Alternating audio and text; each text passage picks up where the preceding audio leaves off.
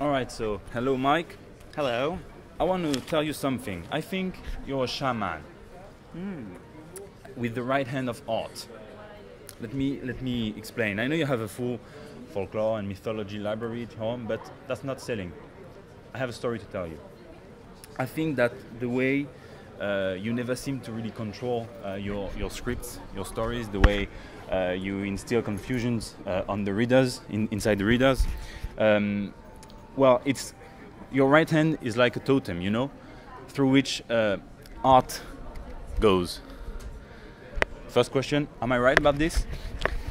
Yes. Yes. That's easy. I knew it. Yes. I knew it. Yeah. More seriously. Well, no, but this, to be more serious, the very bizarre thing is, because I never thought of myself as a writer, I find there are days where I'm writing things and I don't know where it comes from. Drawing, I know where it comes from. It's work, it's sweat, it's a lot of erasing and doing it wrong. But when the writing is working, there are days where you just go, okay, that's what you characters want to do and say to each other? I don't know where that comes from, so maybe it is the universe. Of course it is. What are the first words popping inside your mind when you remember 1991 when you added the Hellboy to the drawing you did for the convention with the crab to the belt, the Hellboy, the first Hellboy, and when you think of the three shapes in the last page of Hellboy in Hell, the 10th issue, what are the first words popping into your mind? 25 years. I can't believe I get away with doing this. No, when I first drew Hellboy, it was just a joke. I mean, that moment, I still remember the moment where I looked at the drawing and I said, it needs something. And there was the belt buckle, and I wrote Hellboy, and I thought that was the funniest thing. I just laughed. And it never occurred to me that I would actually someday make a living drawing that character. I just thought that was just a fun, goofy little joke, which I think is what is so exciting about what's happened, the fact that I did this thing as a joke, and somehow it became what I will be known for. So that's nice. And then the shape thing is, I always think, in New York City, there's a place on 7th Avenue in New York City I can point to where I was taking my daughter home from school, and I said to her, what did you do at school today? And she said, I drew a picture of a snake on a roof. Do you mind that's why I was going into the shapes, because speaking of those three shapes, the triangle, the cube, the sphere, I would like to come back to something way more interesting than talking about Hellboy 3. I don't care about Hellboy excellent. 3. Thank you for that. You and your daughter teamed up on Yes. a comic book, The Magician and the Snake. So she got an Eisner Award at 7. Yeah. Could you sum up the story for us, for the people who don't know it? Mesdames et messieurs, nous informons que la conférence sur la carrière de Tetsuya Nomura débutera dans une vingtaine de minutes en salle Camille Blanc. Merci de votre attention. Well, sorry about that. Ladies and gentlemen, we inform you that the conference on the career of Do you have Tetsuya Hellboy private Nomura number? Can will you call start him on in the 20 lady? minutes. No, He's a demon. No, I can't answer. I put him away. He's in hell someplace. He has no phone. As a story, which, it was a story my daughter told to me, that it was a magician who made shapes disappear and knew that they would come back and then he would die. And his best friend, the snake, was furious when the shapes returned because the magician would die. And when she told me this story, I thought, well, can we change it so the magician Turns into a lion? We'll do something to save him. She goes, no, he has to die. And I felt, when she told me this story, it felt like it was about something. She was very young. She is very, very firm about what the story was. But I think for me, at the time, I was spending a lot of time away from home. And so and also some things about how insecure I am about my artwork. All these things work themselves into the story. So while she gave me the structure of the story, I think the mood of the story, the feeling of the story was very influenced by what I felt the story was about. And especially the shapes, it's very hard for me to explain what they're about to me, but the magician, to me what the shapes became was, the magician had made these shapes disappear and everyone said, you're a great magician. It's like people saying to me, you're a great artist.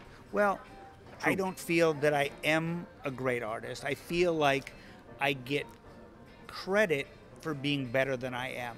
So that's the feeling that went into that. And the shapes coming back, it was sort of like somebody saying, you know, you're really not that good. You know, so it's a very complicated emotional thing, which is why those shapes are very important, because to me there's something very personal about my own creative. And would you tell, because you wanted to save the magician, Yes. she did not. No. You wanted the snake to turn into a lion. Those three shapes, considering they're back in the last page of Hellboy when your hero vanishes, can we say that your daughter taught you how to accept Hellboy's hand? Maybe. You know, I think what it came down to is that story, which I will probably always consider the best thing I've ever done. It was certainly the easiest thing I ever drew. A little bit of art directing from my daughter. But it's always going to be my favorite story, probably. And I just thought, if I've done Hellboy for 22 years, it's mine. It's important to me. It can't be just another superhero comic book. So if I can find a way to have Hellboy disappear into the most personal story I ever did. It was kind of like saying, I'm going to put Hellboy away. Where am I going to put him? I'll put him with those shapes, which are, at the risk of sounding very, I don't know what, it's like I swallow the character. I put him in where he came from. I put him back inside of me where nobody can get at him. That's perfect. Yeah? So an answer I would only give in France or Monaco. I would never try that answer in America. Do you think we're not being watched in America? Oh yeah, shit, I forgot about that. Oh well. Because I will put Hellboy 3 in the title of my video, you know, just for clicks. just for the clicks. Yeah, About Hellboy 3, how come you've never come up with a robot answering all the questions about Hellboy 3 instead of you? Oh, I wish. That's your next character. Yeah. You're bringing back Joe Golem. You're ending Baltimore. You're releasing the Hellboy into the Sea graphic novel, into the Silent Sea graphic novel. Could you have some insight on your next comic book project? No, I'm working on something right now that is kind of a secret. Mm-hmm. It's in France. You can tell us. Yeah, well, it's because maybe somebody will see it. Oh, Can't talk about it. It's very small. It's a very strange comic, maybe the strangest thing I've ever done. Oh. It's kind of silly, but it also, I don't know, it's hard to explain what it is. But now I'm in a position, while the Hellboy universe continues to go on, and I do have some involvement in it. You know, I help select the artists and discuss stories with the writers. I feel for me personally as an artist, I want to just play. I want to do things that only I would do. Play as much as you want. And as long as I have a publisher who will publish it, there's no part of me that says I need to make another commercial character, another successful character. I don't want to. I don't feel the need to outdo Hellboy.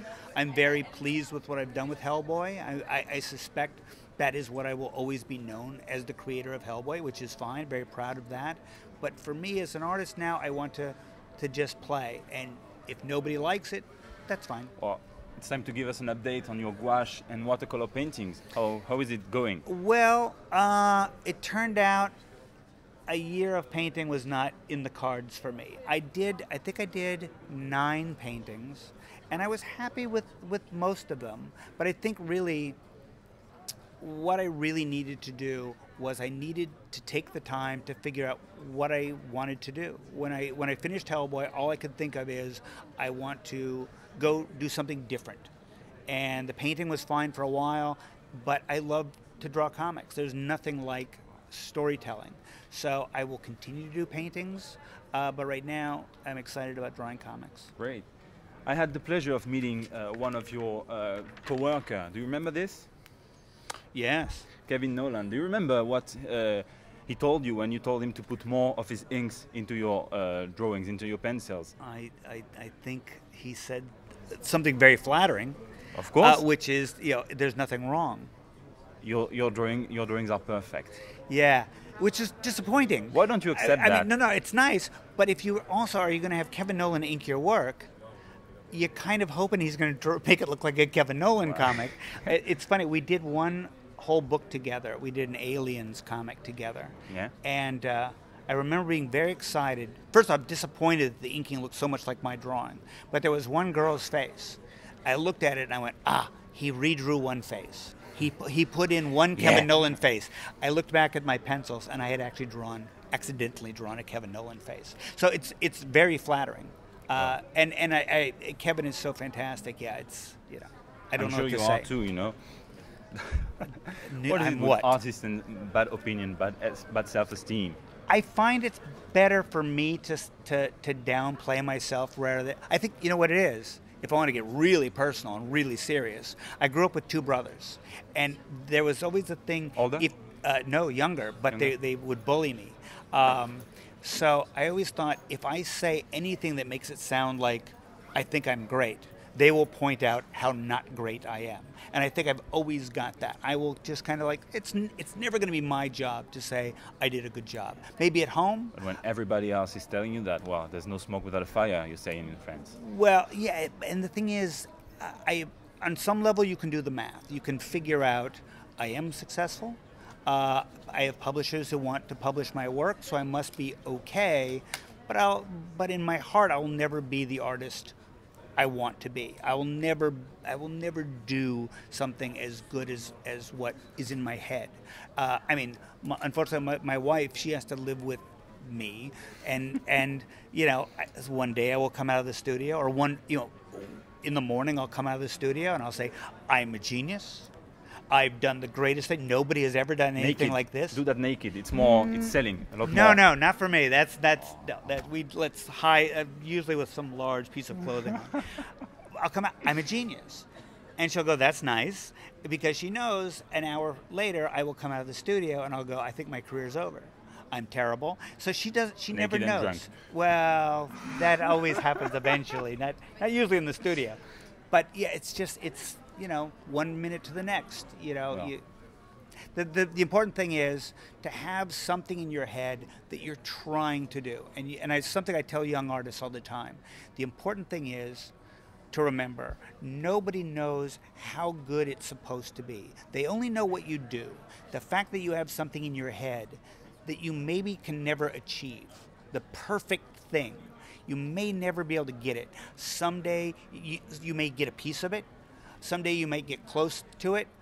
But I don't know any artist that's really good that says, this is what I thought of, and boom, I did the exact same thing. I think we're all just struggling to get what's in our head on the page. Oh, that's a nice ending. Thank you so much, sir. Thank you. Thank you.